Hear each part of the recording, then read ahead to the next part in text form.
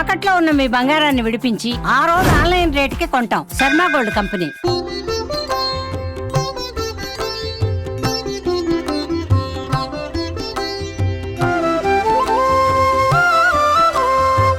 మనతో ఢిల్లీకి సంబంధించినటువంటి పీఠాధిపతులు అయితే ఉన్నారు. మాతా విమానంద గిరి మహారాజ్ గారు అయితే మనతో ఉన్నారు. అమ్మతో మాట్లాడదాం. మాతాజీ आप बोलिए ये कुंभ मेला में क्या है, विशिष्टता क्या है?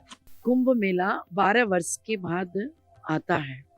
नागा साधु सन्यासी यति सभी साधु संत अपने अपने मठ मंदिरों को त्याग करके माँ गंगा के गोद में बैठ कर के यहाँ जप करते हैं, तप करते हैं, यज्ञ करते हैं, अनक्षेत्र चलाते हैं, भगवान का रुद्र अभिषेक करते हैं और सेवा करते हैं। तो यहाँ पर किया हुआ एक भी आपने कोई दान किया है तो वो अक्षय हो जाता है, वो कभी समाप्त नहीं होता है। कुंभ मेला की इस प्रयागराज ये तीर्थों का राजा है, ये भारतीय संस्कृति के प्राण है तीर्थराज।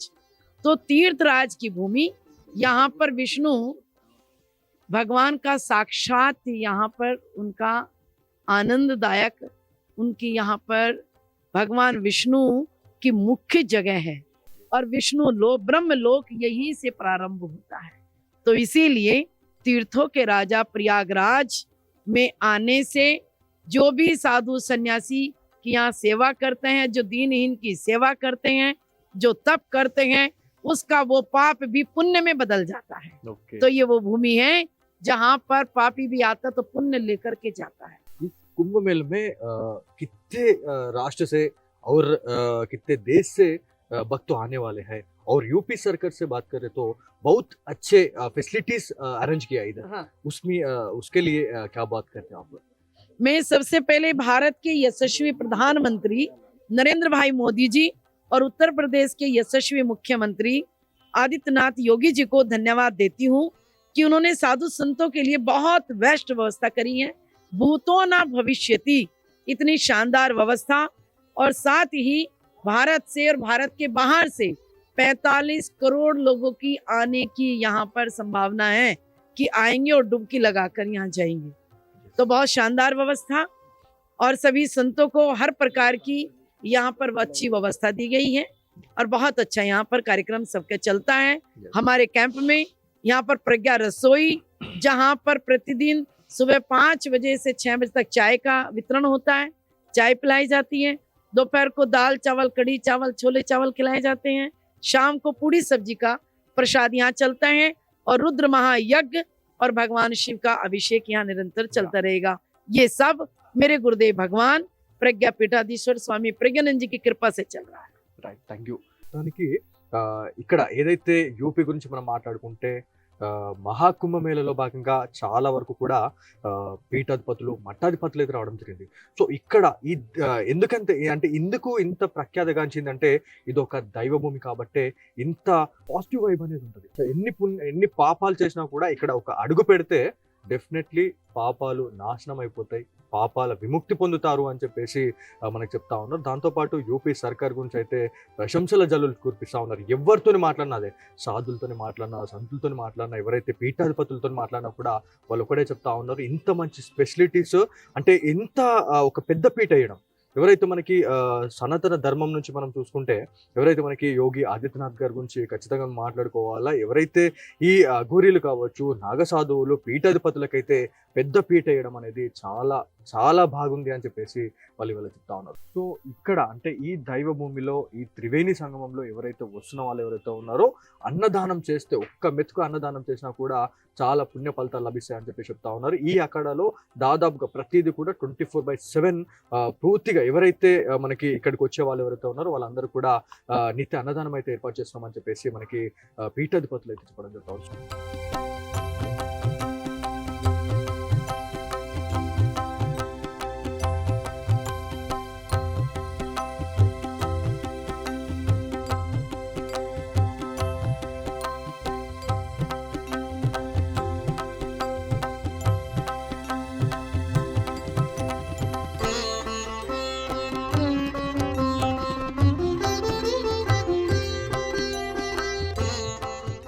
సో మనతో పాటు కొంతమంది తెలుగు భక్తులు అయితే ఉన్నారు. సుజాత గారు ఉన్నారు మనతో మాట్లాడడం. అమ్మ నమస్తే. నమస్తే. ఇక్కడికి రావడానికి మూల కారణం ఏంది అసలు? ఇక్కడ చాలా వరకు కూడా ఇవాళ జనవరి 10th మన తెలుగు వాళ్ళు చాలా తక్కువగా అనిపిస్తా ఉన్నారు. సో ఎప్పటి నుంచి తెలుగు వాళ్ళు కూడా ఇక్కడికి వచ్చే అవకాశం ఉంటది? మీరు ఇక్కడికి రావడానికి గల మూల కారణం ఏంది? తెలుగు వాళ్ళందరూ పుణ్యస్థానానికి వస్తారు, స్నానం చేయడానికే వస్తారు, మన పాపం పోవాలని. కానీ అన్నదానం మహాదానం. అందుకనేసి ఎవరైతే ఒక మెతుకైన సన్యాసులకు కానీ నాగాసంతులకు కానీ మనం పెట్టామంటే అది మన ఇంటికి ఎంత మంచిదో వాళ్ళకి అర్థం చేసుకోవాలి. ఇంకొకటి ఏంటంటే నేను రావడానికి కారణం మా ప్రజ్ఞానంద్ మహారాజ్ గురూజీ. ఓకే. మా పాపకి 10 ఇయర్స్ అప్పుడు ఆమెకి క్యాన్సర్ అని చెప్పారు. 2 years all India medical sciences New Delhi అందులో అడ్మిట్ ఉంది, ఫైండ్ అవుట్ కాలేదు. కానీ మా గురూజీ నా బిడ్డను బాగా చేశారు 2001లో. అప్పటి నుంచి ఆయన చరణంలోనే ఉన్నాను. ఇప్పుడు ఆయన స్వర్గస్థులు అయ్యారు.